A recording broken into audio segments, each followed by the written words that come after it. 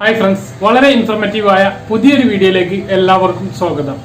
Ration card സംബന്ധമായിട്ടുള്ള 3 പ്രധാനപ്പെട്ട അറിയിപ്പുകളാണ് ഈ വീഡിയോയിലൂടെ നിങ്ങളെ അറിയിക്കുന്നത്. റേഷൻ വിഹിതങ്ങൾ വാങ്ങാൻ വേണ്ടി മാത്രമല്ല, കേന്ദ്ര സംസ്ഥാന സർക്കാരുകളുടെ മറ്റുള്ള ആനുകൂല്യങ്ങളും പദ്ധതികളിൽ അംഗമാവാൻ വേണ്ടിയിട്ടും നമുക്ക് റേഷൻ കാർഡ് അത്യാവശ്യമാണ്.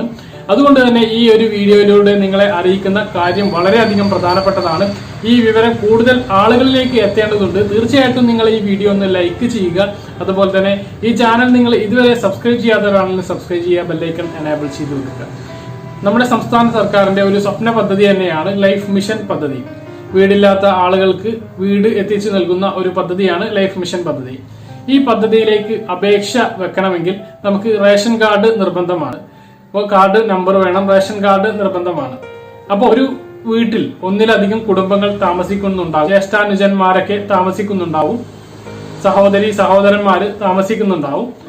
അവരെയെല്ലാം ഒരു കുടുംബമായി കണക്കാക്കി ഒരാൾക്ക് മാത്രമായിരുന്നു ലൈഫ് മിഷനിൽ അപേക്ഷ വെക്കാൻ കഴിയുക. അവർക്ക് ഒരു റേഷൻ കാർഡിന്മേൽ ഒരു അപേക്ഷ മാത്രമേ വെക്കാൻ കഴിയുകയുള്ളൂ. ആ ഒരു പ്രശ്നത്തിനാണ് ഇപ്പോൾ പരിഹാരമായിരിക്കുന്നത്. ഒരു കുടുംബത്തിൽ താമസിക്കുന്നുണ്ടെങ്കിൽ ആ കുടുംബത്തിന് ഒന്നിലധികം റേഷൻ കാർഡ് നൽകാനാണ് ഇപ്പോൾ തീരുമാനമായിട്ടുള്ളത്. ഒരേ വീട്ടു നമ്പറിൽ തന്നെ ഒന്നിലധികം കുടുംബങ്ങൾ താമസിക്കുന്നുണ്ടെങ്കിൽ അവർക്ക് എല്ലാവർക്കും വ്യത്യസ്തമായിട്ടുള്ള സെപ്പറേറ്റ് ആയിട്ടുള്ള റേഷൻ കാർഡ് നൽകാൻ വേണ്ടിയിട്ട് തീരുമാനമായിട്ടുണ്ട്. ഇങ്ങനെ റേഷൻ കാർഡ് നൽകുന്നത് സിവിൽ സപ്ലൈസ് ഓഫീസർ നേരിട്ട് പരിശോധന നടത്തിയതിന് ശേഷമായിരിക്കും. സഹോദരങ്ങൾക്ക് സെപ്പറേറ്റ് ആയിട്ട് റേഷൻ കാർഡ് ലഭിക്കുകയും അത് മുഖേന ലൈഫ് മിഷൻ പോലെയുള്ള പദ്ധതികളിലേക്ക് അപേക്ഷിക്കാൻ കഴിയുകയും ചെയ്യും. അത് വളരെയധികം ഗുണമുള്ള ഒരു കാര്യമാണ്. ഇനി രണ്ടാമത്തെ കാര്യം എന്തെന്ന് വെച്ചാൽ, നമുക്ക് വാടക വീട്ടിൽ താമസിക്കുന്ന ആളുകൾക്ക് കാർഡ് ഉണ്ടാക്കണമെങ്കിൽ വാടക കരാർ നിർബന്ധമാണ്. ഉടമസ്ഥന്റെ സമ്മതപത്രമോ വാടക കരാറോ ആവശ്യമാണ്. അങ്ങനെ ആവുമ്പോൾ നമ്മൾക്ക് ആ വീട് വെച്ചിട്ട്, ഇപ്പോൾ ഒരു വാടക വീട്ടിലുള്ള ആളുകൾ ഒരു പ്രാവശ്യം താമസിച്ച് മറ്റൊരാൾ മാറി താമസിക്കുകയോ അല്ലെങ്കിൽ ഉടമസ്ഥൻ തന്നെയോ ആ വാടക വീടിന്റെ വീട്ടു നമ്പർ വെച്ച് റേഷൻ കാർഡ് ഉണ്ടാക്കിയിട്ടുണ്ടെങ്കിൽ ഇപ്പോഴത്തെ നിലവിലെ അവസ്ഥ വെച്ച് താമസക്കാരന് റേഷൻ കാർഡിന് അപേക്ഷിക്കാൻ കഴിയുമായിരുന്നില്ല. ഒരു പ്രശ്നം മുഖേന തന്നെ ലൈഫ് മിഷൻ പോലുള്ള പദ്ധതികളിൽ അവർക്ക് അപേക്ഷിക്കാൻ, വീടില്ലാത്ത ആളുകൾക്ക് അപേക്ഷിക്കാൻ കഴിയാത്ത ഒരു പ്രശ്നം ഉണ്ടായിരുന്നു. ഈ ഒരു പ്രശ്നം ചൂണ്ടിക്കാണിച്ച് നിയമസഭാ സമ്മേളനത്തിൽ ഒരു നിയമസഭാ അംഗം സബ്മിഷൻ അവതരിപ്പിച്ചിരുന്നു. ഇതിന് മറുപടിയായിട്ട് ഭക്ഷ്യമന്ത്രി വി തിലോത്തമൻ വാടക കരാറുണ്ടെങ്കിൽ ഇത്തരം ആളുകൾക്കും റേഷൻ കാർഡ് നൽകുമെന്ന് പറഞ്ഞിട്ടുണ്ട്.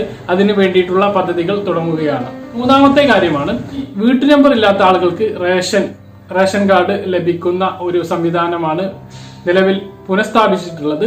അതായത് പുറംപോക്കിലും റോഡ് സൈഡിലേക്ക് ടെന്റുകളും ഷെഡുകളും അടിച്ച് ജീവിക്കുന്ന ഒരുപാട് ആളുകളുണ്ട്, പാവപ്പെട്ട ജനങ്ങൾ. അവർക്ക് ലൈഫ് മിഷൻ പോലുള്ള പദ്ധതികളിൽ അംഗമാവാൻ വേണ്ടിയിട്ട് അവർക്ക് റേഷൻ കാർഡില്ല. അപ്പൊ അവർക്ക് റേഷൻ കാർഡിന് അപേക്ഷിക്കണമെങ്കിൽ അവർക്ക് വീടുമില്ല, വാടക വീട് പോലും ഇല്ല. അത്തരമുള്ള ഒരു അവസ്ഥയിൽ അവർക്ക് 00 എന്ന നമ്പറിൽ വീട്ടു നമ്പറായി പരിഗണിച്ച് റേഷൻ കാർഡ് നൽകാൻ വേണ്ടിയിട്ടുള്ള തീരുമാനം പുനഃസ്ഥാപിച്ചിരിക്കുകയാണ്. അതാണ് മൂന്നാമത്തെ ഒരു അറിയിപ്പ്. അപ്പോൾ വളരെ അധികം ഉപകാരപ്പെടുന്ന 3 അറിയിപ്പുകളാണ് ഈ വീഡിയോയിലൂടെ നിങ്ങളുമായി പങ്കുവെച്ചത്.